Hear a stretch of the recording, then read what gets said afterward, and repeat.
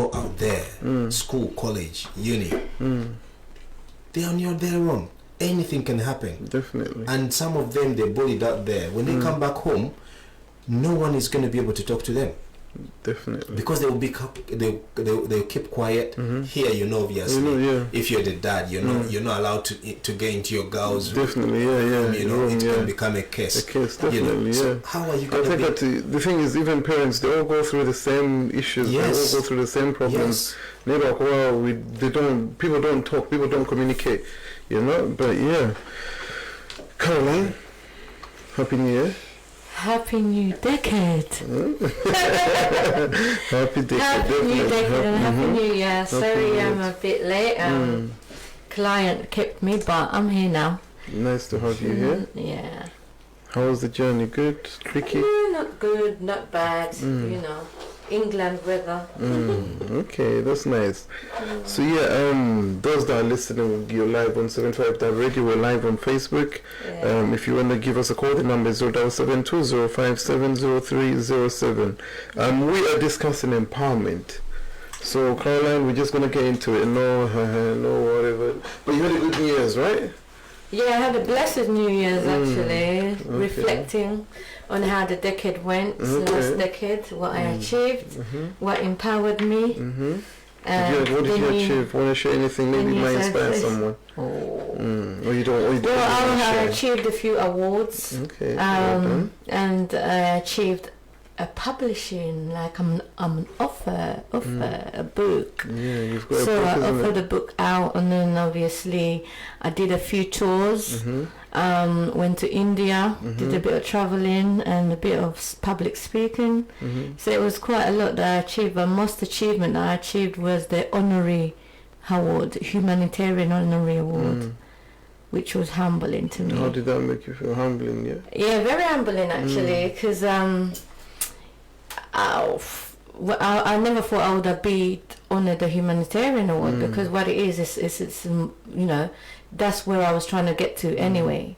But it's quite an humbling award, and the experience the journey that I got to get to that award was also an humbling one and an empowering one. So nice. So can anyone get this? Can I get it, or what do I have to do to get it? Right? Anyone can get that award. What it entails someone else inspiring your gifts and your ability, and empowering the gifts and the ability. Someone to believe in you and empowering you, and then you can also go and empower your community, and then after that people can see that actually this is a value and an asset to our culture. Nice. Which is something that we're talking about here. Today's topic is about empowering, so we're trying to get people inspired, empowered, so that we can all benefit one another. Tell us about your book. That's an achievement. Yeah, it's honestly, I before I started, but it's an achievement, not alone, but an achievement of a group of people that empowered me as well, mentors. That's great. So I don't take credit by myself, but when you do have that empowerment system or that empowerment circle around you, you can achieve what you really want to achieve, because that is the spirit of togetherness and unity. So when I got that published, my mentor just told me, just write, Caroline, just write. I believe in you. Don't even worry about anything else. Just write. So because I was writing about identity, right, from a psychological perspective, I said, you know what, my chapter on culture, I needed to travel in Europe.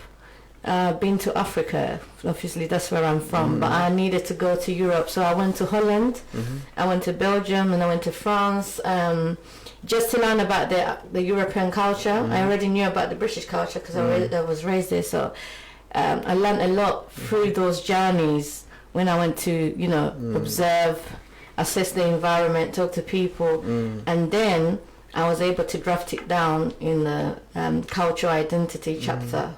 Interesting. Yeah. Nice. Okay. My second book is coming out. Really? July 2020. July 2020, yeah? Yeah. Okay, interesting. Have you done the writing bit? Yeah. I have. I've done half and half, because obviously, as you know, I was in the middle of completing my second master's in international business. I've been writing on and off, but now that I'm just writing my dissertation for that, after that, I will definitely be publishing in July. Okay. Yeah. Talking about books, but I'm also writing a book, by the way. Yes. Yeah. Fantastic. After I was like, I was like, you came to my book release. I was like, you know what? It was nice. It was quite inspiring. It was kind of like, I was like, wow, that's an achievement, because you even know about something that I'm very, very adamant about, identity, because I feel like we're losing that. Yeah. As a community, not me, but as a community, I think we're losing identity, and it's so sad that we look at our culture and think that's backwards, you know, but our culture is there to shape us into better people, better human beings, but it's a shame. I think it's always about lack of understanding, you know, in certain aspects, because identity is a big it's a huge, it's a huge subject. So it's lack of understanding, and again lack of empowerment and mentoring. You understand? So even before I came here, I shared the flyer and I shared everything in my group. And one of my friends said to me, "Is that about black empowerment?" Oh, I'm fed up of black people. I'm not interested in it anymore.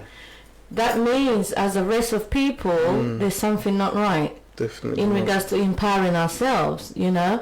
So I believe that it's a 50-50 sort of thing. Definitely. That, you can never give up on. There's nothing that is absolute, and there's nothing that is guaranteed to stay the same. We can only get better. Definitely. Sorry, so the friend who said that, is he black? Yeah, he's a black boy. See what I mean? So, black boy. Yeah. Wow.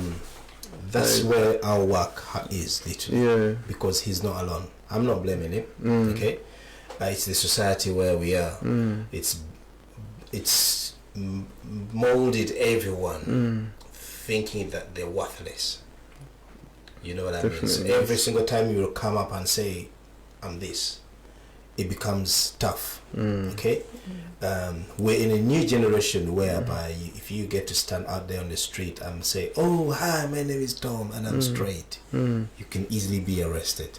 You're provoking someone, right? So it's the same thing. It's the same thing that is happening. So I don't blame him, because if you get to find out how he's been, he's just like, "Why do you have to keep blowing your trumpet all the time about black, blah, blah." But in real sense, we got an issue that has got to be handed, you know, to the leaders, to the leaders. You know, we need leaders that will empower us with conviction. You know. Yeah, you see, you're talking about leaders. That's one of the reasons why we suggested to do this program today, because from the last year, I've noticed that we have a lot of followers. We have so many people. Everyone is just following. Not many people are willing to stand up and take the limelight, take the spear, you know, be like, you know what, I'm going to fight this, I'm going to do this, I'm going to inspire someone. I want a lot of us to come up here. We're all leaders. We need to create teams of leaders. We're lacking leaders. Because everyone is afraid, everyone is scared, everyone's like, whatever. It's all about ignorance. People don't care. The leadership is, everyone thinks becoming a leader is responsibility. No. That they think they're going to carry all that responsibility to themselves. But it's about you know, creating your own team. You know, once you become a leader and you're a good person, these people will listen to you. You got people around you. You know, it's not that you're going to carry all this thing all to yourself.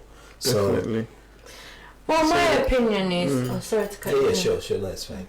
My opinion is I have mixed feelings about that, because I've actually been certified. I did a course on cultural leadership, right?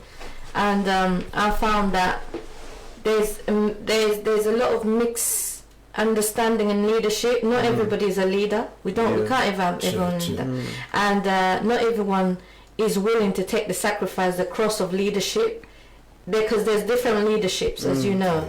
There's political leadership, there's social leadership. So we need to understand what the word in leadership means. To be a social leader or community activist, you have to understand that there will always have to be sacrifice with it. There will always have to be people that will say to you, "Oh, she's this, he's that, he thinks he's better than us," whatever. people that have low self-esteem. So in order for you to be a leader in that domain, you have to definitely have some form of high self-esteem. The self-identity has to be very much empowered. And not everybody has got to that process yet, if you know what I mean.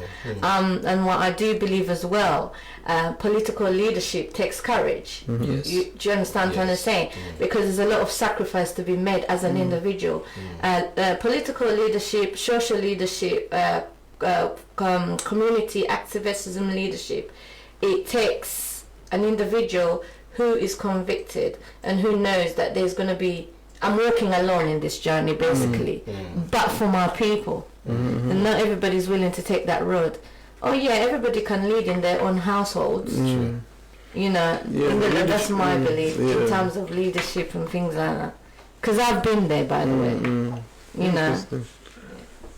I believe as you know, some of you guys who are into football, you know, when you're sitting as an observer on a football match, you blame everyone on the pitch. You how bad you know, but it's not really easy for that person on the side. So it's the same thing, you know, of leadership.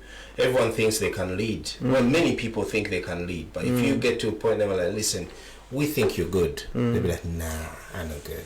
And then they just walk away. So that's exactly the same thing you were talking about. You know? Definitely. So, Caroline, empowerment. What do you think about empowerment? How do you explain empowerment, or how, if someone asked you what's empowerment, what would you say? Well, then again, because you know me, I'm a psychologist. I like to digest. Bring that some of that psych. So it also goes in different factors. There's political empowerment, social empowerment, community empowerment, and self-empowerment.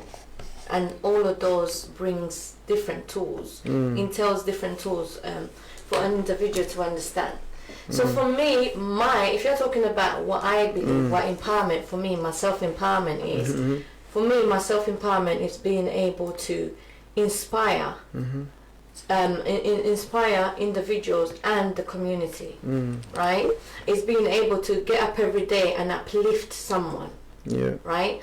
And it's been able for me to look in the mirror and say, actually, even though I didn't do something today, but I'm still empowered to do something tomorrow. So it's being able to carry yourself and carry someone else, no matter how small it is, whatever gesture you do, no matter how small it is. That's what empowerment is to me. Interesting. Definitely. Because, like, what's social? How do you... Socio-economic, what's the difference between social empowerment and... Okay, so I'll give you an example in terms of social empowerment, and I think social empowerment goes with cultural empowerment and racial empowerment, right? When I started the Uganda Youth Forum UK, that was in 2014, when we did the first forum, right, we got the Ugandan youths together. Then we started empowering them. We got different people from different Ugandan sectors to come and speak to them, and from that forum the youths were empowered because they came in a social surrounding, social gathering. They were empowered to start their own radio stations.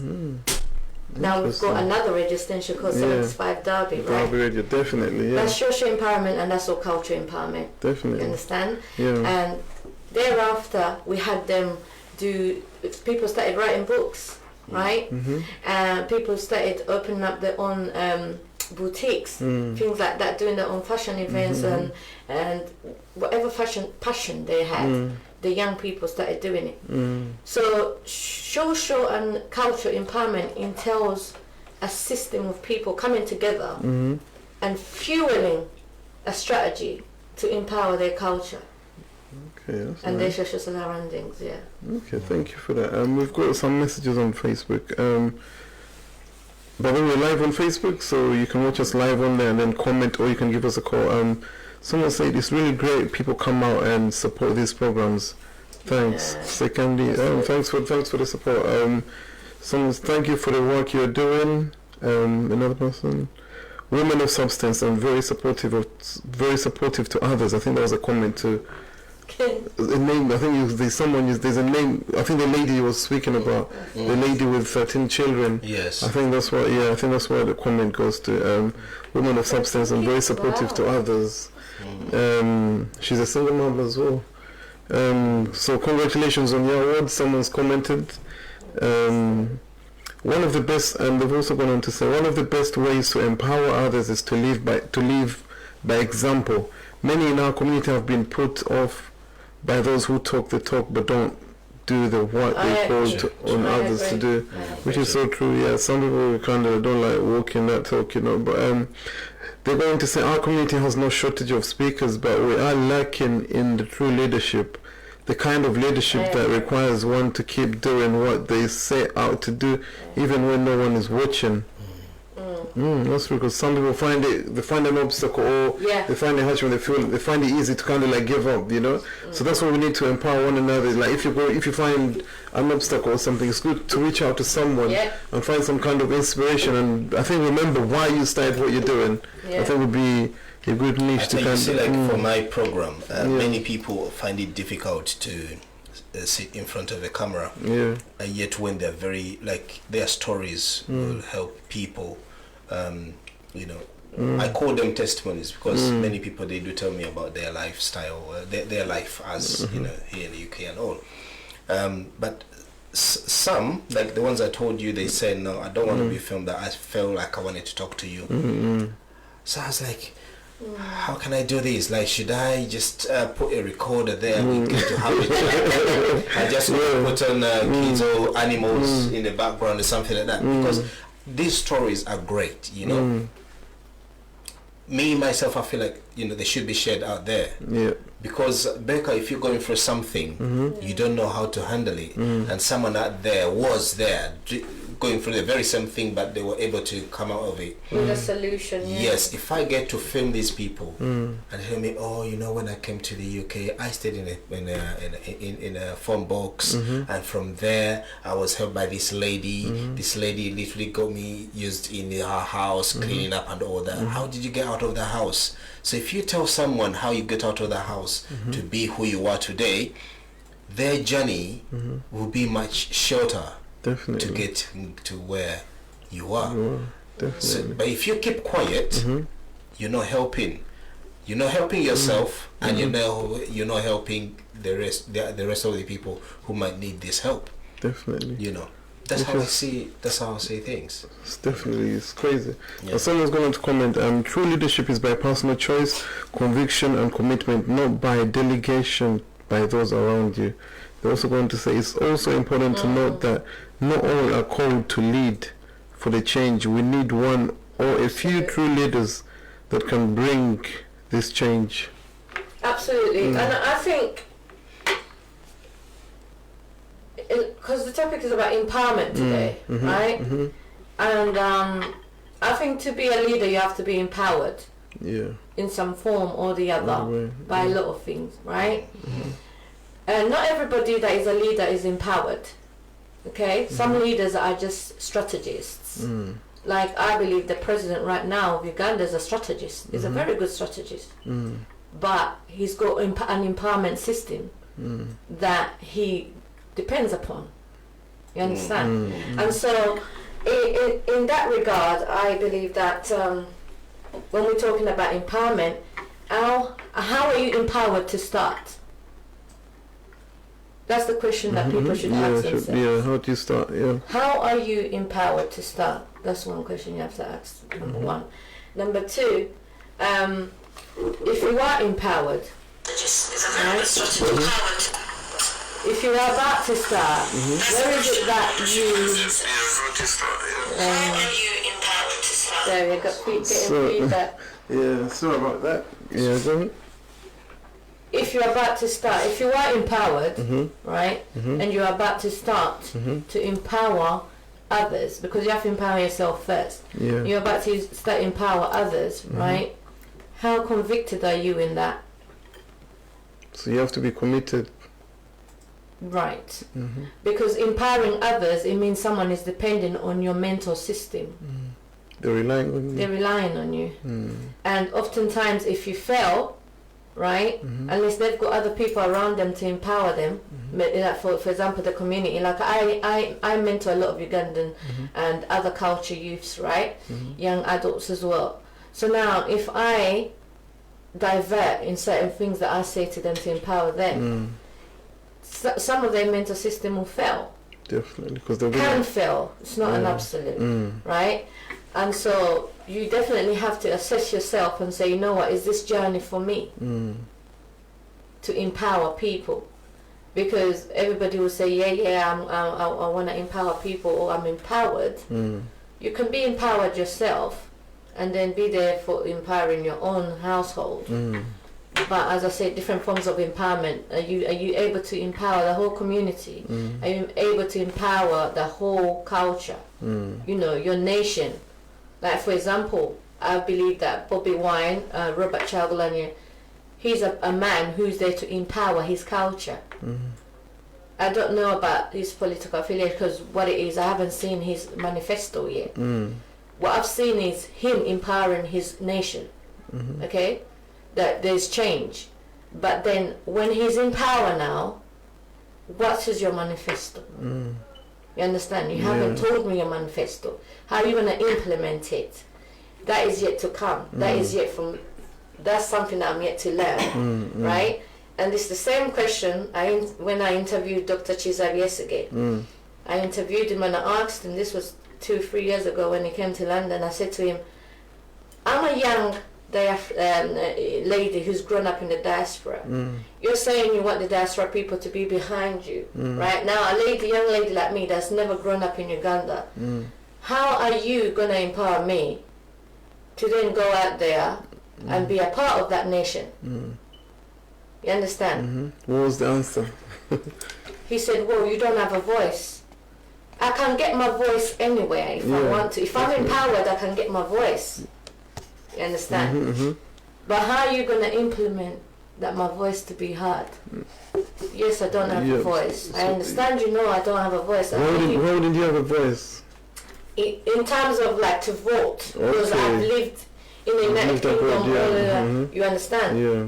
I can't get the voice because my national is Ugandan. My citizenship is British. So I'm a Ugandan national, right?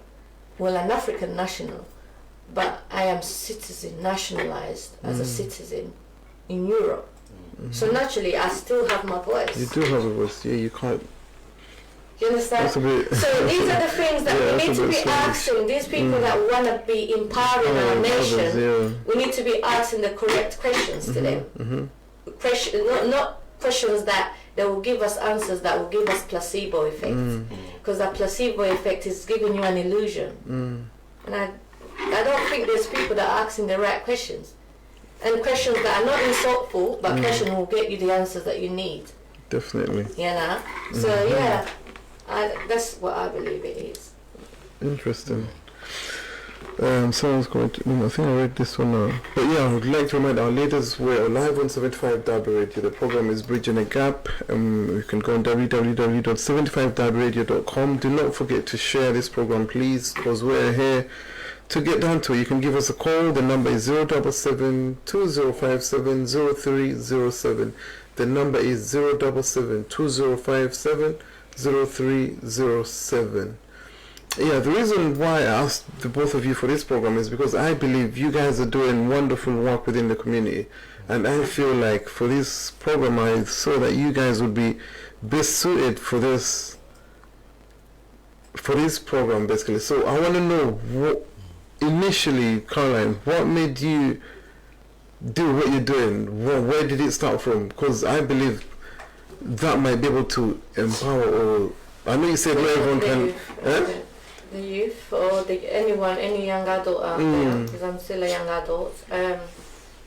What was the question? Sorry. What made you start the work that you're doing? Because you're doing some wonderful work within the community. What made you start it? Because I believe someone watching out there, they might see that you've won, you've got this award, you're doing this, you're here, you're doing this, you've done this. Why do you do what you're doing?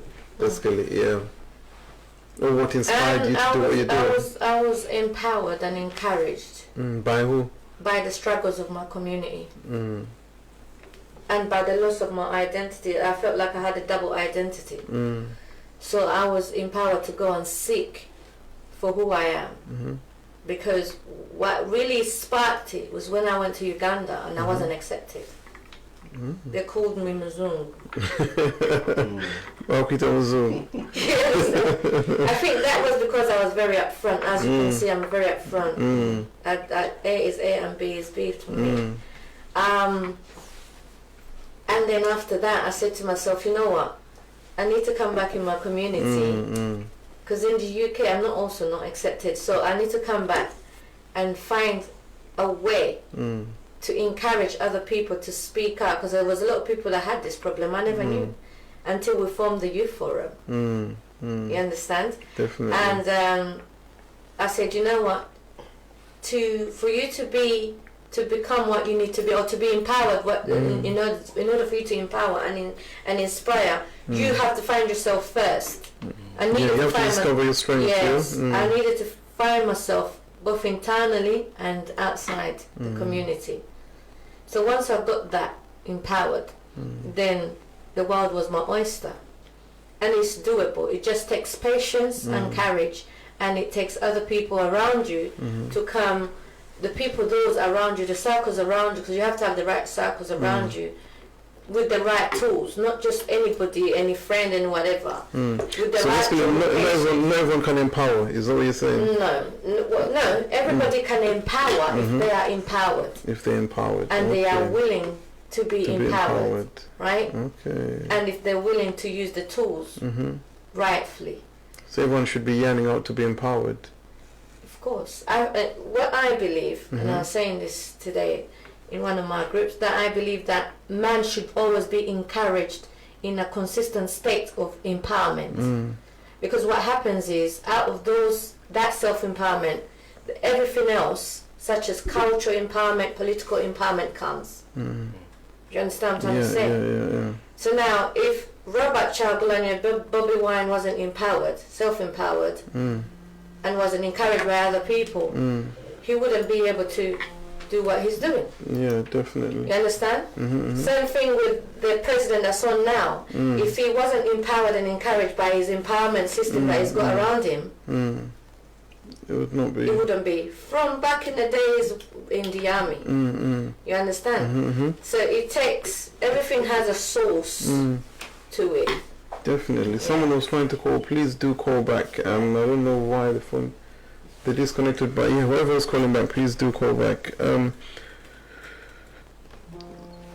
there we are. So in a nutshell, my environment, my culture, myself, finding myself empowered me to want to empower other people. Definitely. Hello, good evening, good morning, good afternoon. I don't know where you're calling from. You okay? Hello, I'm fine. How are you? We're alright, thanks. Where are you calling from? I'm calling from South London. From South London. Okay, thank you. I'm tuned into the program. I don't know whether you've opened up the call. Yeah, you can call. Yes, you can call. We've opened up the calls. You can call. Yes. Okay. I wanted to contribute to the topic. Okay. Like Caroline said, she said,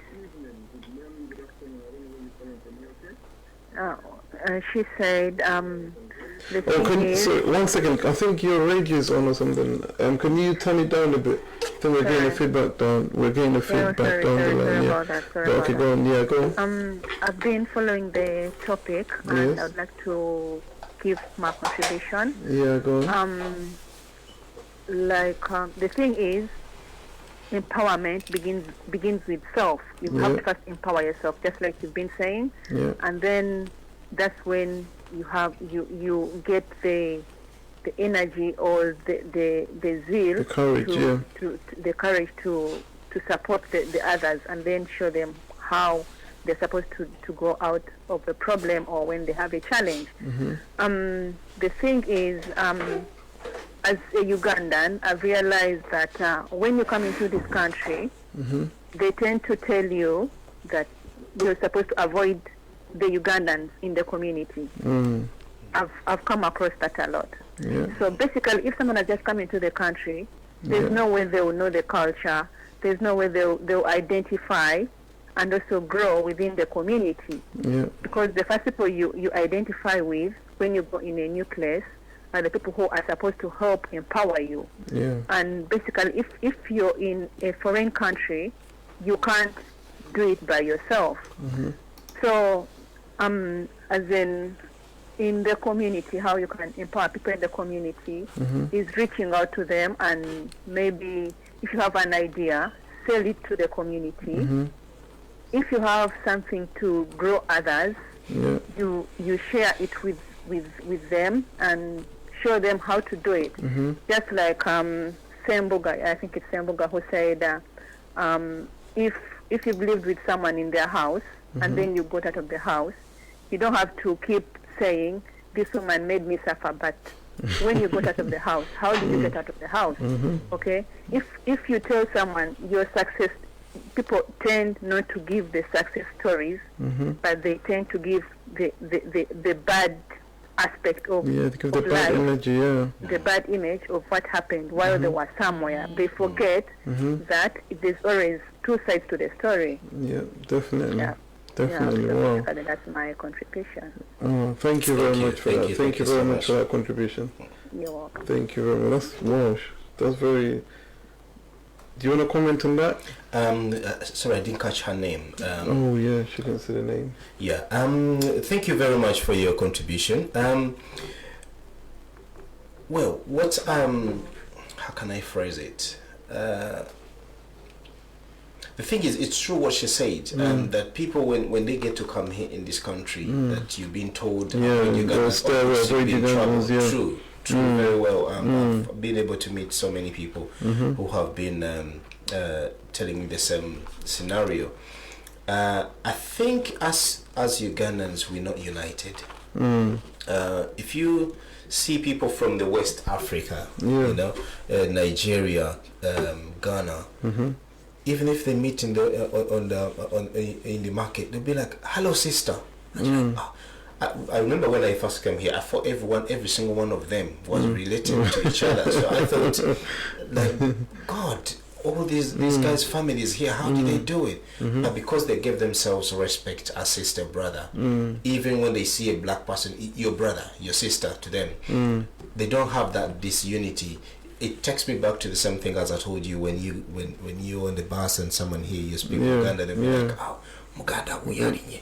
Come back." You know what I mean? They try to things like avoid you. that. So it's the same thing that is happening. If we want to move on, this has to stop. Definitely. Yeah, this has to stop. When you see I've ever followed the Ugandan guy because I had him speak on the phone, and I was like, I'll wait for him. No worries, no rush. You wait for him to finish the phone call. And when he saw me, he was like, "Hold on, let me call you back. Hello, sir. How can I help you?" I say, "Oh, someone sent so call I'm nine.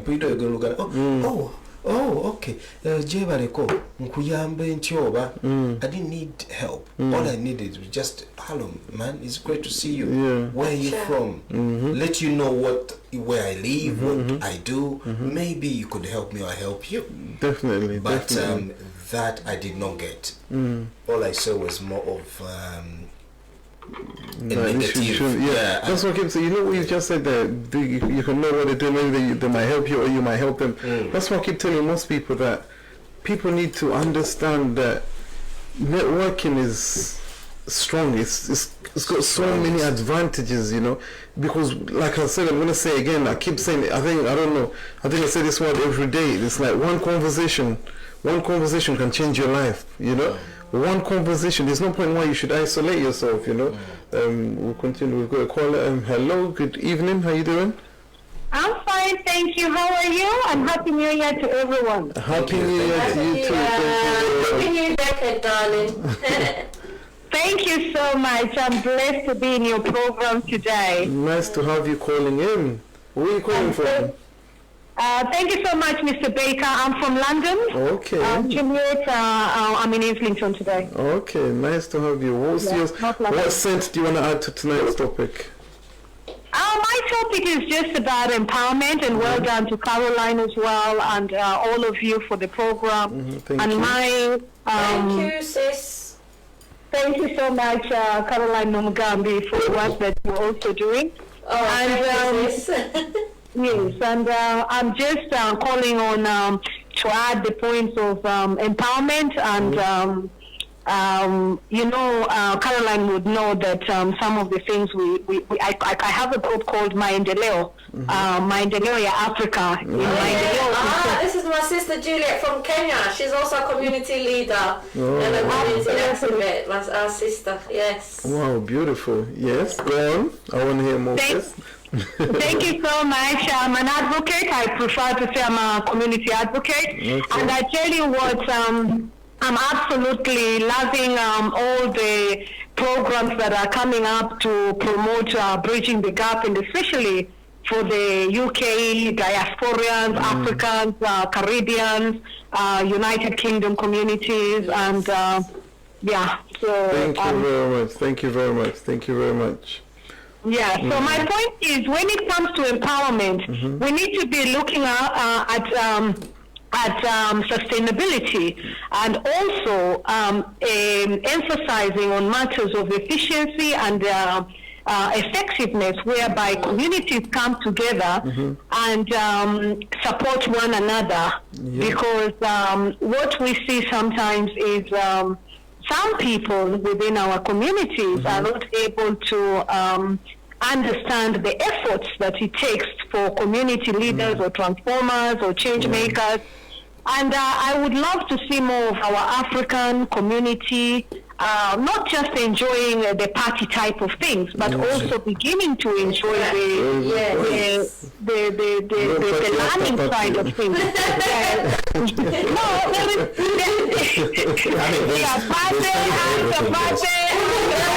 From Kenya. So party came from Kenya, you know. Really? You sure it's not Uganda, no? So the party after party came from Kenya slogan, but it is important we do the right things at the right time. And I think that empowerment, inspirational community change makers such as yourself and everyone should really support and enhance one another. Definitely. And so doing your program and even come in, and we need more social media coverages for TV. I would love to see media partners working together. I would love to see community change makers working together. I would love community change makers to be supported, so that all the community people who are coming up with different programs are supported effectively, so that our resources are not wasted. And thank you so much to Caroline, who supports many community leaders. And I also want to talk about the issue about some community people taking advantage of other people. I think that should stop. I think it's not about and I think that people should reflect about what it really takes to a community to build. So when we talk about empowerment, we need to be looking at we need to look that everybody is gifted. And I want the African community to really understand that everybody is blessed for something, but get to see and ask, how can you add value to people's projects? It's not about competition. It's not about in fact, at a time when British people is having Brexit matters and the political climate is so unrestful for diasporians, we all need to galvanize and really work together. And I feel that it's a perfect opportunity for bridging the gap. And let's promote our towns and cities. Maendeleo Africa, which is a program that I run under UK Africa Diaspora Forum, means that we are bridging the gap between our own communities. I want to see every single person picking up a project and bringing development. But development should be run by people who know how to run development, and not everybody is blessed to do development work. I think we need to differentiate the difference between the different tools. And Caroline is a great example who knows how to explicitly support individuals to really know what mentoring is all about. So I thank you for having me on your program. Wow, thank you for giving us a call, because I feel like what you're doing is amazing work. It's very, very amazing work, because it's nice to hear that you've also got a similar project that's happening, bridging the gap, because one of the reasons why we started this project is to try and bridge gaps within our community, within our walks of life, within society, within our families, because you might find someone at home but they're not together. You know, they're in the home, they stay together, but everyone is doing their own thing. There's nothing that unites them, because like we always say on this station is people don't even eat together anymore for dinner. You know, you find that everyone eats dinner at different times. They have breakfast, different times, lunch, different times. You know? It's all about comprehension. Comprehension. Julia, do you want to tell them how we met? How you met me? Oh, thank you so much. I will tell everybody how we met, actually. And we met... thanks for asking that. And I met Caroline at a beautiful function, and she was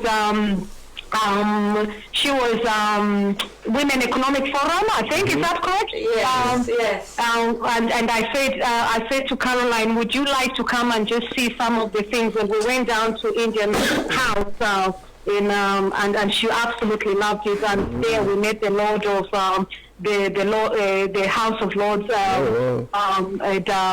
one of the Houses of Lords. I can't pronounce the name, so I better not pronounce it. But one of the House of Lords, and it was interesting for us to follow up what we call a Women Economic Forum, which I've supported. And I want to appreciate Dr. Krishna Punjara, who was one of the organizers and works extremely hard to bring the Asian community with the African community together, and many, many other people. And I believe that we are the change makers. I believe that we've got a few people, and I believe that delivery needs to be on the right sustainable way. And thank you, Caroline, for the work that you're doing. And I believe that she's done a lot of work and campaign, especially on anti-bullying, and especially also on educating and bringing the youth together. I know she's got a program coming in for the London School of Economics. She wants to bring the African and Caribbean together, which is something that we also do in UK Africa Diaspora Forum. So I feel that the youth and there's a very bad problem with knife crime as well, and she's also trying to bridge the gap and understand the issues. We really need to bridge that gap, especially with the youths, because what's happening right now, we're on that very hard, because we're losing youths. And I was of the belief that the youths of today might be the ones that might go back to Africa and develop Africa, because they would have gained a lot of experience, a lot of maybe money, but the skills that they've got, that's why I believe they can transfer back home. Started, you know? Yeah, it has. And that is what I wear many hats, and just changing my hat a little bit. Whenever I wear the hat of my social commentating, or even the hat of politics, especially with the governors across Africa, then I normally ask them a question: what is it they're doing for our youth? Because our youth who are born in this country do need to go back home. And I do give a very good example whereby I feel that the youth in this global exchange programs can benefit the youth in both countries. But I quickly just go about before I go. The program that we run, Maendeleo ya Africa, is to enhance the thinking development of Africa. We also want to bridge the bigger matters, and Maendeleo means development. We look at social, economic, and political aspects of Africa and globally, and so we want to bring key discussions that will really empower diaspora's role in enhancing the towns and cities, both which they live and where they come from. So we want to speak about the comparisons in exploring the benefits of migration, and also enable greater implementation to foster improvements in cities and towns. So I set up that about 3 years ago or 4 years ago. Work. And I've just developed it in terms of allowing for people to bring those discussions. It's a very disciplined group, so that's why you don't hear a lot of noise, because I remove everybody who wants to sell Bitcoin, and I don't want anybody who comes in and just wants to play around. So that group exists but it's there. But I'm looking for people. I want people with serious minds. I want people who are able to come in and bring in the same economic value, that we are able to talk in the same direction. People like Caroline, I would love people. I mean, in the group, for the first time, we're beginning to now bring in people who have got projects. Now, people have asked for a meeting, but again, I keep coming back to resources. But I believe with people like Caroline and a few others who have got the same minds, I believe that the future is ready for us. Definitely, and the future is bright. Thank you very much for that. Thank you so much. Thank you very much for your call. It's been wonderful. And thank you so much. I look forward to meeting up with all of you. And I want people to come to Caroline's program. She's running it with other organizations. It's going to be a beautiful event. And I believe that the youth interventions are needed, both here in the United Kingdom and across Africa. Definitely, yeah. It's going to be an amazing event, and we're about to find out more about it in a bit. Thank you very much for that, and look forward to meeting you and working with you. Many thanks. Thanks so much, Caroline, for inviting me. Thank you. Fantastic, Julia. Expect you Friday. Bye-bye. Thank you. Bye-bye. See you soon. Bye. Yes, Becca, adding on that, you asked before what prompted us to start what we're doing. On my side, I happened to experience a very close relative whose child went astray massively, and literally I would say they lost the child. Still alive, still around, but in deep trouble. I'm not allowed to talk deep. I can understand. So this individual literally prompted me to say, what can I do to bring these young people back before they get into this track? Today, I may say last year, there was a survey that came out and said that the Ugandan youth that are in prisons here in the UK are a lot higher than Somalians, are a lot higher than Jamaicans. Wow. I mean, what happened to Ugandans? What happened? So that brought me back thinking, is it that parents are spending too much work doing jail than putting these children into the right track? So that prompted me massively to say, you know what, I need to do something. I can't speak out loud until I've got a voice or a vision. I did TV and broadcast for my degree, and I happened to work for a TV station for a bit. But we've always been talking about when you study, what do you want to bring back to your country? I said, you know what, I'd rather start a program that is a Uganda-based program that is going to empower people, our youths, So I'm very sure, unless God brings out massively, I so much want to host someone who has been in a gang here, a Ugandan. So if you're there, you're watching, I want to host you on my channel. Like to get, we want to hear how you got in, how they go in and how they manage to live. Yes. Because that's what the problem is. Many people don't know how they happen to get into this. They just find themselves in that situation. Some start with chicken and chips. Dude comes buy you chicken and chips and is like, listen, I bought you last time, you got to do this for me. Next time is like, listen, no, you can have it, it's free. And then after it's like, no, who told me there's anything free? You got to do this. And then if you get to give drugs out for him, he'll give you £100. You're like, oh, £100, I'm gonna buy a trainer. You're 15. £100 is too much for you. You see, you mentioned chicken. You mentioned chicken and chips. I was giving a talk here. We had like a youth convention here, and like I was speaking to the youth. I was like, asked them a question: what do you find cool about standing outside the chicken shop? And they all just laughed, So I'm like, normally when you walk past the chicken shop, there's youth standing outside, a lot of them, and you wonder, why are you outside the chicken shop? Why do you feel like it's cool to be outside the chicken shop? I call it a net. All these drug dealers, that's where they fish these young that's what they do, kids, So that helped me massively, to start what I do. And also I happen to find out there's so many talented, so many young people who are doing great in this country, Ugandans, in silence. Yeah. So I wanted them to help these others, young kids who are running off track, to show them, listen, if he did it, you can do it as well. You can do it, yeah. You know, so that's why I said, if I get to film all these testimonials or interviews from different people, different walks of lives, you might be able to inspire other people. Yes, I know one young man, or his whole generation, I won't be that harsh. He comes from a very poor background, poor background. When he came here, he didn't have papers for almost 7 years. But that did not stop him from being who he is today. He used to teach himself. We used to share a house with him. And he used to teach himself every single day, computing and stuff. Today, he's earning a significant figure in what he does. By the time the papers came in, he had all the degrees that were needed to get him where he is. So he just ended up like doing interviews with different people in his industry where he wanted to be, and he's earning good money.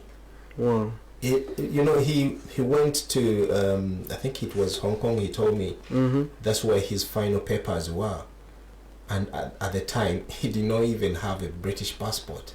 But that did not stop him to move that way. Moving forward. He's one of the stories that say people who are too shy to be on camera. So it's something like that. I so much would love to, to film it, that people can get to know what is out there. If you know what I mean. So there's someone I know.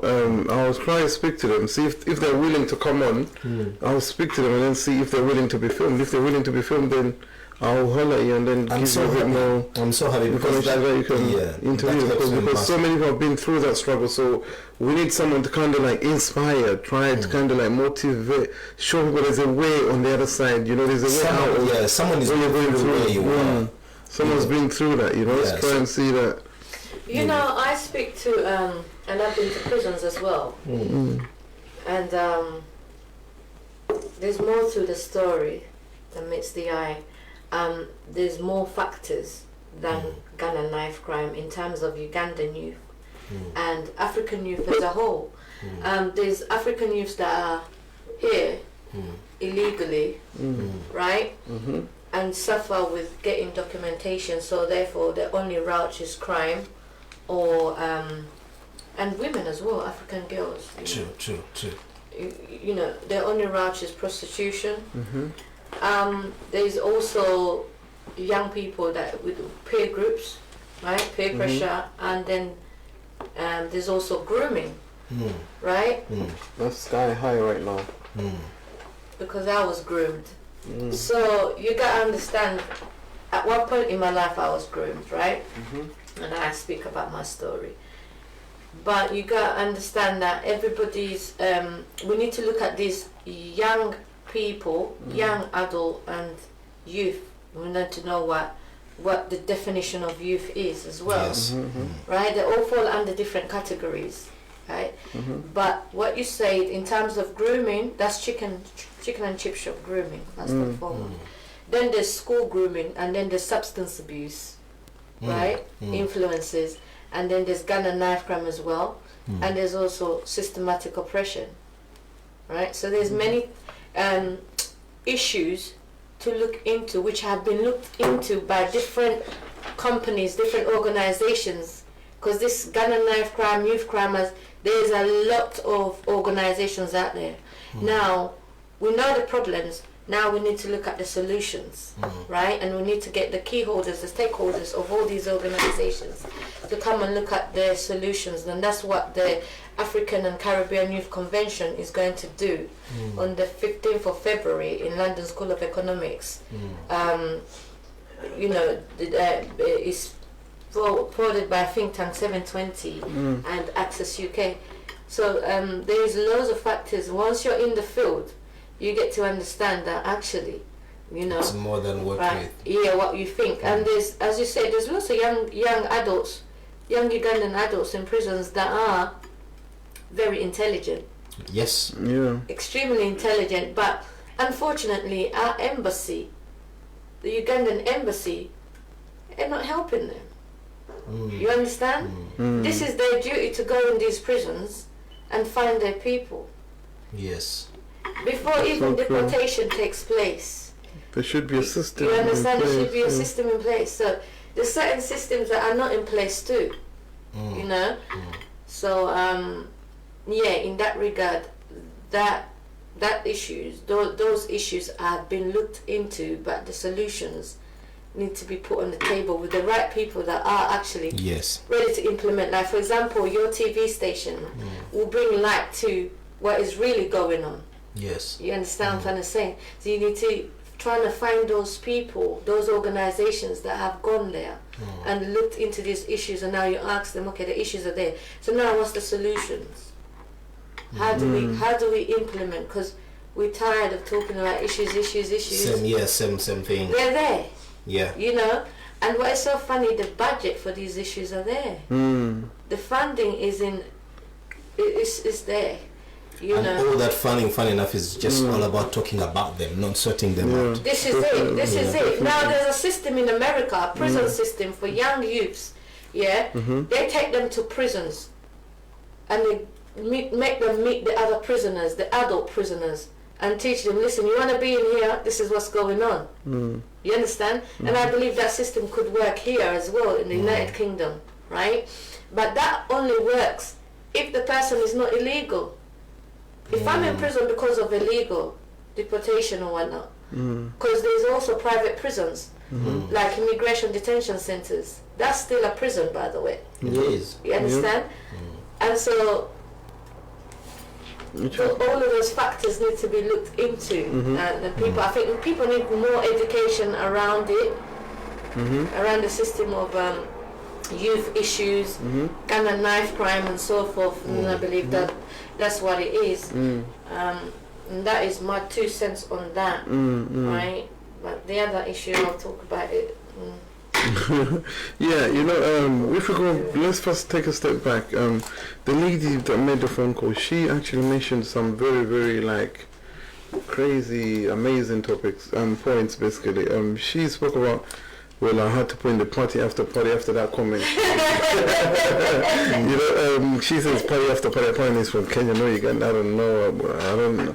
I think she's mistaken there. But she spoke like, black people are mainly known for partying, you know. Within our culture, all most people know is just to party, just to go party here, party there, you know. But we need to find other means in terms of kind of like, if we want change, if we want better leaders, if we want to better our situation, because we all know how crazy and how mad and how unbelievable the situation that we as Africans, as black people, were in, because it's not just a stigma, it's just it's reality, you know. But she said, if people are to be empowered, there has to be sustainability and efficiency. And also she made a comment of communities coming together, you know, which is actually sometimes I think as black people, we always want to be at the top. You know, we don't want to be at the top where there's we don't want to work ourselves up on the top. We just want to find ourselves up ourselves at the top, which is, definitely, you know. Instant gratification. Instant gratification, yeah. Me and you talk about this, black people, especially the Ugandan community, wanting to party. What brings us together? First of all, the events that people do in the community, right? As I said, when me and my mentors started the youth forum, quite a few youth stand up, right? A lot of youth stand up. This is in the archives. So what happens with that? It fuels cultural capital. It empowers cultural capital. Definitely. Yeah. But what certain people that do event promoters, the only events that they want to do is self-gain, which is bringing musicians consistently around the clock and feed ourselves. You understand? Yeah. Music is not bad, but if you bring in a musician like Bobby Wine, who is a revolutionist, then you will spark a brain. You understand? Yeah, definitely. I've also come to learn that the Ugandan entertainment industry, they don't have much music of revolution, music that empowers the thought process. right? The actual music that they have, the genres of music that they have, is like talking about, oh, this one cheated on me, oh, this one did that, this one done that. But the people that are musicians in the Ugandan industry that are talking about revolutionary movement are always shut down. Why? I want to put this question to the leaders of Uganda. Why do you cut down the system of empowerment to your young people or the elder people? Don't you want cultural capital? I don't care who leads me, but why are you cutting down my empowerment system? Do you understand what I'm trying to say? Definitely. So those are the things you got to look into that process. Then we've got people like, Tom said, we have a lot of Ugandan youths, Ugandan adults that are doing well. Definitely. Businesses that have been there for years, like Pascali. He's a shy man. He can't. He's been able to run a business for over 20 years. I want to learn those strategies. I want to learn those skills. These are the people we need to bring to the forefront in events to come and talk. You understand? We've had people like, say for example, that have run law institutions, Ugandan lawyers. Yes. How do you do that? How do I implement? We've got people that have started, Ugandan people that have started agencies, care agencies, and they've been there for years. How do I strategize? How are you going to empower me to start the same economical tools? The African people, not only Ugandan people, African people are literally self-centered. Yeah. That's our problem. That's our major problem. It's for God and my stomach. This is it. Yes. Self-centered. But I'm not gonna. It's not only African people. When I went to India, you see how I went to 3 cities in India. You see how Indians are here. You think they're united. Yes, they're united in the diaspora, but in their own country, they don't work as a collective. You understand? It's for God. For them, it's for God and family legacy.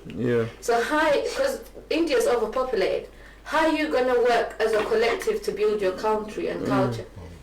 They only work together in the diaspora. Is it because they're frightened? Because they're in territories that they don't know. They don't have a problem with cultural identity internationally. But when they come in the diaspora, they work alone. In their country, which I have been and have experienced, it's not a collective system. You understand? It's more of just themselves and family. It's more of keeping the family legacy. And when they do business, they keep the family business legacy. You understand? They employ each other. So there's something going on, and this is the same in Uganda and most African countries. The Ugandan people here in the 90s, they work together through religious systems. Religious systems, you understand?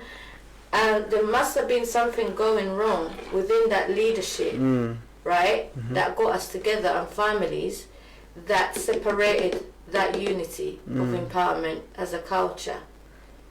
We have to revisit that. Definitely.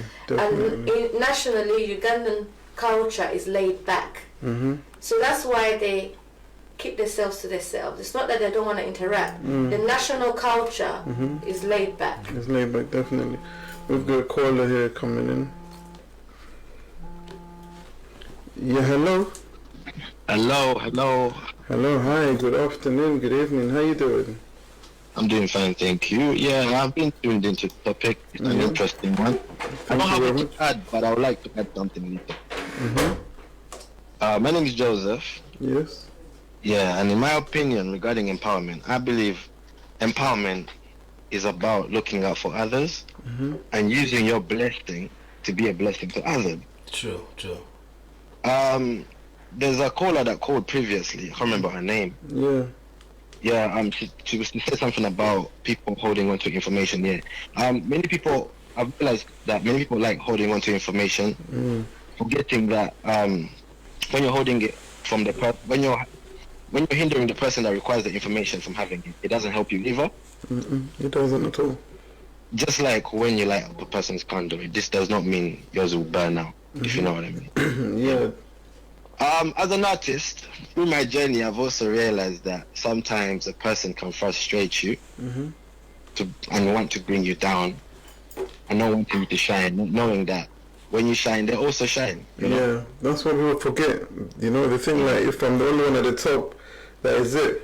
You know, I've made it. But if you're more there as a collective, it's kind of like you're celebrating something together with someone. You know, I think that's a better celebration. You know, celebrating collectively than individually. You know, but we tend to miss that. Very true. Very true.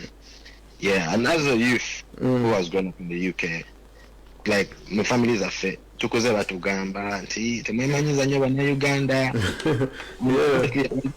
They don't know how that scars our lives. Yeah, it does. Because really.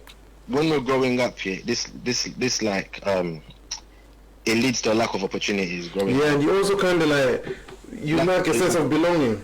You don't belong anywhere. You feel like you're just there like a lone soul. And it affects our network to a certain extent. And especially moving out of our circle. No, go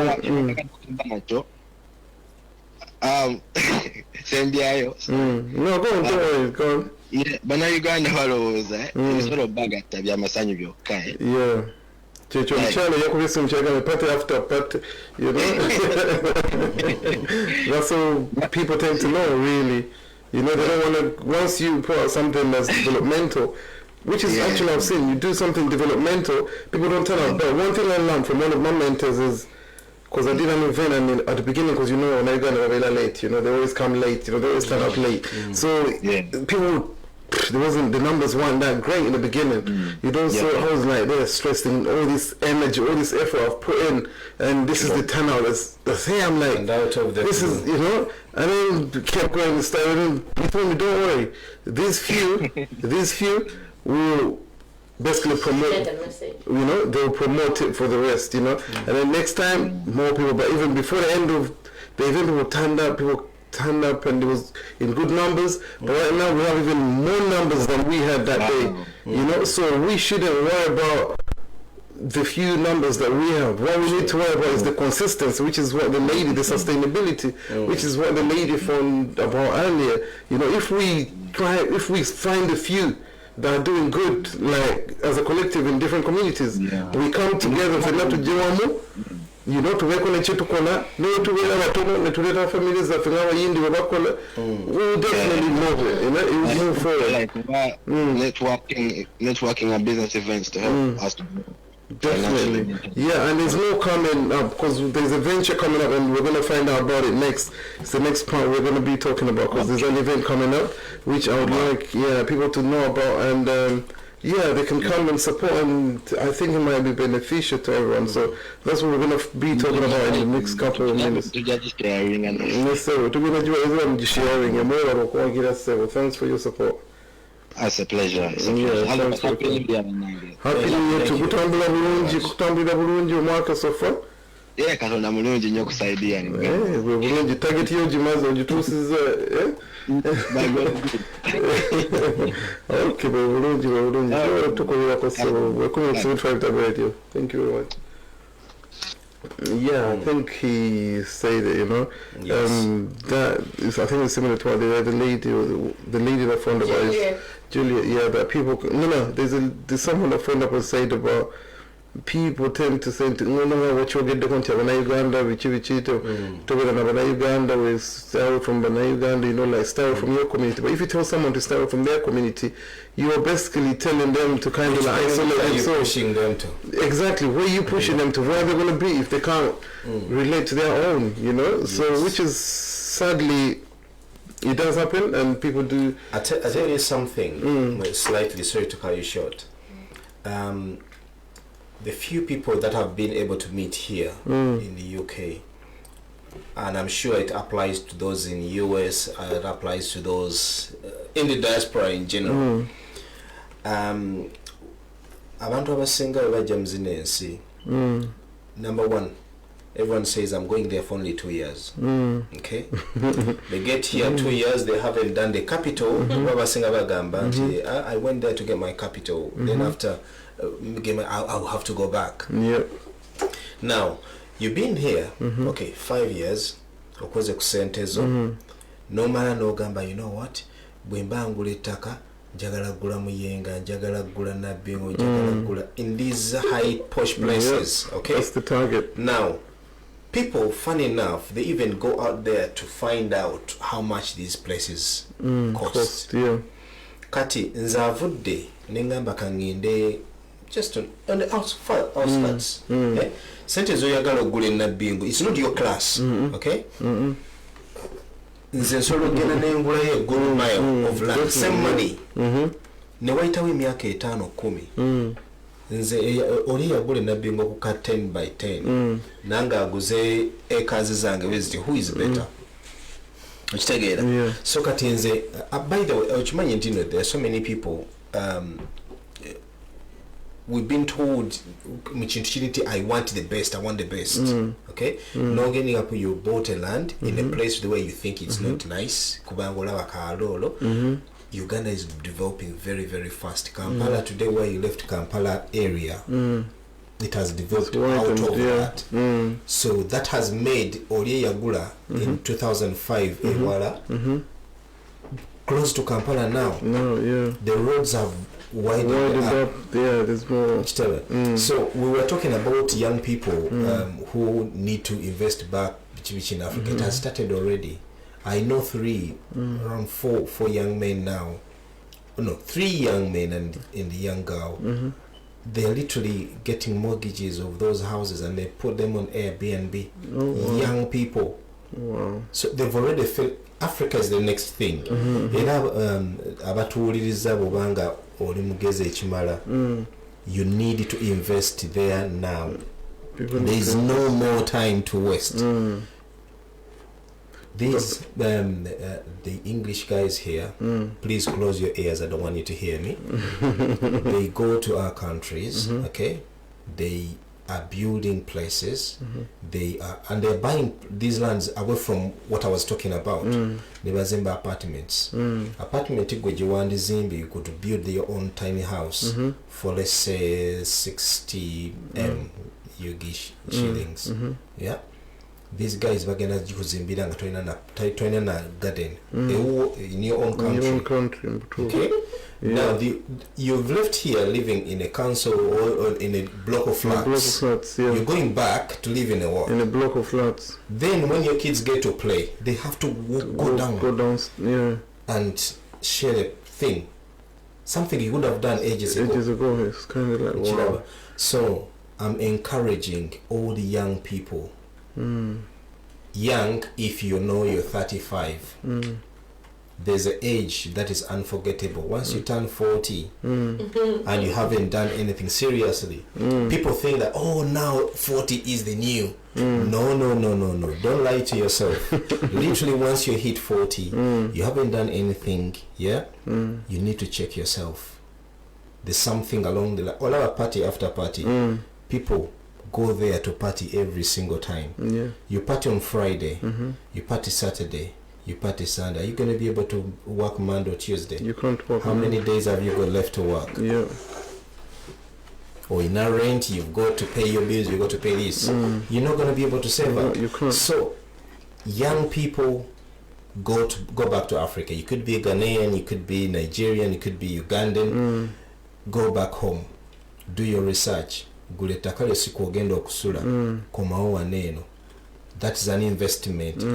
Every single time dikola. So if you're looking for a mortgage when you turn 25, you could easily go back and sell that land, get your deposit, bring it back here and put a deposit down. You already got your student loan on your head, then you get a mortgage on top of your head, a debt to debt. You die in debt. Definitely, that's how the system is. That's how the system is. Which is crazy. So I'm urging them to travel back, love your country. I know there are some who are doctors here, young people. I know there are some who are very good accountants. Uganda needs you. Definitely. Let's transfer those skills back. Yes. Let's transfer those skills back. Definitely. There's an event coming up next month in Caroline. There's an event coming up which I'm sure you're looking forward to, and as we're wrapping up this show, I think it would be nice if you kind of like talk about this event, why it's going to be happening, because I believe the topic today and that event kind of like interlink. So if you wanna tell us a bit about it and why it's happening and some details, yeah. Fantastic. Okay, as I introduced myself before briefly, but I'm gonna introduce myself again in that sector. My name is Caroline Namugabi. I'm the founder of Think Tank 720. It is an organization that brings all different BME organizations underneath one think tank. BAME organization meaning Black and Ethnic minorities, Black and Asian organizations underneath one think tank, and with different professionals underneath one think tank, looking at implementing solutions and policies, and then giving them to the people that lead us, like the parliament, and also doing events and other stuff. You can find more information on thinktank720.org. Now we've got an event coming up called African and Caribbean Youth Convention. Now this African and Caribbean Youth Convention is for purely solutions, right? The initial reason why we put it together is because, and we're doing it with Access UK, Think Tank 720 in conjunction with Access UK. Access UK is an employment organisation for black people, black youths that are coming out of prison, or black youth that are unemployed, right? They are one of the people that, after the 2012 riot, right, the government actually funded them to start that initiative. And my friend Nana is a co-founder director. So we found that there's a lot of unemployment within our youth and young people, gun and knife crime, different reasons, right, different issues that were surrounding that. But then we need to look for solutions. So now we're calling businesses, entrepreneurs, TV stations. How can we get these young people in internships? How can you fund or contribute to these young people? So we've reached out with different organizations, both governmental, community organizations, and businesses. We reached out to Zara, which we are going to be getting some sort of donation smartware for them, you know, when they're going to job interviews. We reached out to Centrepoint Homeless Unit, charity that deals with homeless youths, which, you know, if they don't have nowhere to stay, they can know basically all the business and entrepreneurs and organizations in one convention, right? So that it's easy for the youths to know, to navigate. Referrals can be made, you understand? Solutions can be made at that point. And that is something that will be facilitated next year and the other year, understand? But not only facilitated by just TT 720, Think Tank 720, another organization can be facilitating it and TT 720 supporting, you understand? Giving people different chances to take over, as long as you're under Think Tank 720, you have the ability to facilitate or lead that convention every year. So it's going to be at the London School of Economics, right? That's in Holborn. I think, you know, everybody knows where that uni is, university. Also, we've got radio stations on board, such as 75DERBY. We're so happy that you are supporting this initiative. And we've got other, like TGM Radio also, our Ugandan radio stations. So we welcome all other TV stations, radio stations within the Ugandan diaspora to be a part of this. And I'm also putting out a call for Ugandan youths that are entrepreneurs. Come get a store. Let us know what you're doing, right? What's the date? When is it? It's February the 15th. February the 15th. Day after the pagan holiday, Valentine's Day. I call it pagan holiday. So I'm calling everybody. We are calling everybody. This is not Caroline event. This is a community event, community organization. This is for businesses that we want them to mentor young people. There's actually a business coming called Unlocked. Government funded. It is for graduates, right? That the government, the British government, is giving UK graduates, black graduates, an opportunity to do a master's for free of leadership and management, but working in the prison system. So this Unlocked organization is going to be there talking to you about how they can give you that opportunity as a graduate. Go and do your master's for free, everything paid for. You get an internship and you get paid whilst doing your masters, and you go and work in prison at the same time. So there's going to be loads of tools and loads of organizations to learn from, and solution providers. So in a nutshell, that's what African and Caribbean Youth Convention is going to be about. Okay, definitely, yeah. And we'll share the details on our page. For those of you that need to know more details about it, we'll share the details on our page so that you can find out more information about it. But I think it's a very wonderful project that people should be a part of, because through this you can network. You know, through this you can meet different people that can help benefit you. Like we spoke about, you know, the most important thing about networking is, if I know what you're doing, Tom, I can support you. If you know what I'm doing, you can support me. From there, you can tell other people about what I'm doing. Then I can tell other people about what you're doing. But if we're not together, if we don't network, if we don't attend projects like this, you know, it's not always about partying. You know? No one will ever know what you do. No one will ever know what you're doing. But if you're there doing something, come and tell people about it. You know, come and start your own project. You know, come and be inspired to start your own project. You know, come and speak to people that have done things that you are aspiring to do, so that you can also maybe even achieve your goals as well. You never know. You know, like I keep saying, it's not going to hurt for you to just turn up to this event. Just get a book, pen, or whatever, paper. Just go there, jot a few things down. They'll help better you. Be a learner, basically. Be a learner, definitely. You know, learning never stops. You know, so that's. As we're wrapping up the show, Akatelekeka, do you know what Akatelekeka means? Akatelekeka. Do you know what it means? Something you shouldn't leave out. Yeah, something you wouldn't. One last thing you wouldn't leave out as we're wrapping up the show. Oh, that's so embarrassed. I know that. I'm trying to get deep to the money.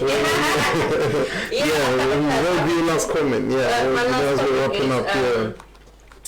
Empowerment is critical, right? Self-empowerment, self-learning, self-identity.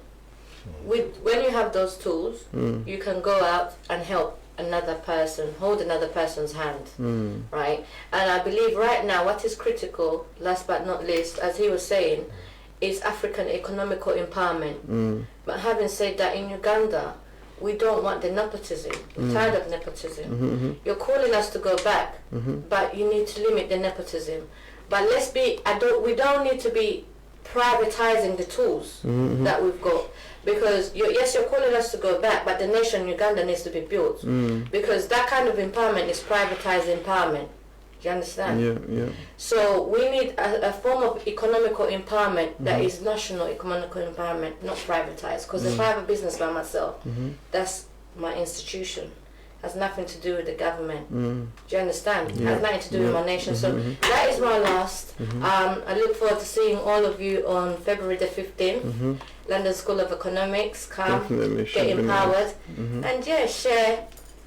Career mentoring. Thank you very much, Mr.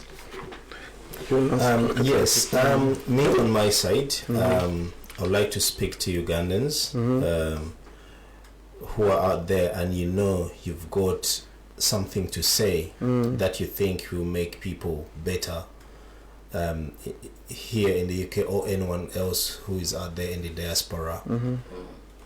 Please get in touch with us. We will come to you. Twagala okuwuliza abantu ng'oyina omanyi oyina emboozi etali ya bulimba nga omanyi nti ekintu kyogenda otugamba kirina bwe kigenda okuyamba nga embeera gye wayitamu, twagala otuyite aba Diaspora Salt TV, tujja kujja gy'oli to filming gundi okuyamba oyo ali eyo. I'm looking for lawyers, I'm looking for doctors, I'm looking for people who have, you might not have a big qualification, naye ng'omanyi nti obujulizi bwo, I always call it bujulizi, oba egundi yo nti eyina ekyamaanyi nti omanyi Mukama bwe yankolera kino. This is what happened. We are the people, you are the people that I look for. Njagala omuntu anazaamu abantu amaanyi, njagala omuntu anaaba nti oli bwawulira emboozi yo emusobola omuwa amaanyi okusoma kye wasoma nti nange nsobola. Someone is still just starting and they're finding it so difficult. So if they get to see you that you have made it through, then they will get energy to make it all the way. Bajja kwebuuzaako. Enamba yange muyuke nsobola ogibawa. It is 07471501554. That is 07471501554. When Basikute, you can send me a text or you can leave a voice message. I will get back to you, and then we make a plan for when you a shoot. Yes, definitely. Cool. Thank you very much for that. I think after that, I think you know why I invited these two guys in here today. I hope that after today's show, you've been inspired, you've been motivated, you've been encouraged, or maybe you've learned a thing or two. You know, all that matters is just learning. You know, but we need to empower one another. You know, aspire this year to inspire someone. Yes. Aspire this year to be empowered. If you're not empowered, be empowered. You know, turn up to these ventures, these events that have been organized. You know, yes, you can party or whatever, but at least aspire to learn, aspire to be empowered. Make it your New Year's resolution or something. If you don't do resolutions, make it one of your goals for this year, so that you can be empowered, so that you can also be able to empower others. Because in the beginning of the show, we found out that we all need to be empowered. Yes. So that's why I wanna add to this show, basically. But I think it's been a fantastic show. Thanks for coming in, guys. You know, and these are some of the two people that I look up to. You know, because what you're doing is amazing work. And please don't find any. When you find an obstacle, come to me. I'll tell you how you can overcome it. Yeah. So, so you know, let's just keep it together. We all need each other. You know, let's just keep going. Don't give up. Yeah, go. Akatalekeka, yes. Akatalekeka kasembayo. Twagala okulisaayo bonna. Abasama abagenzi.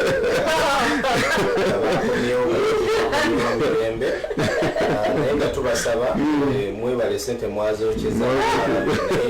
You're back now, please. Work sensibly. Obozeyo.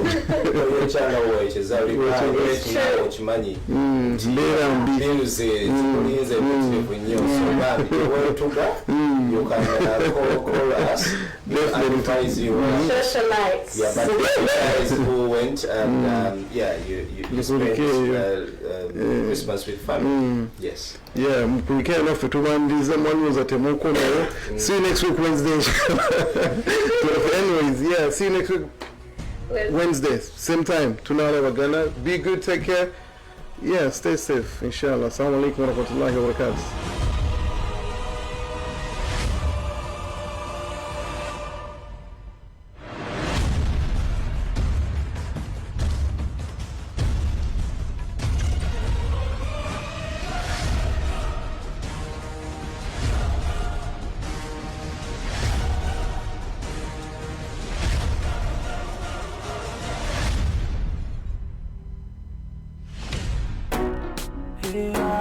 And we are killing with the fire, this not the country.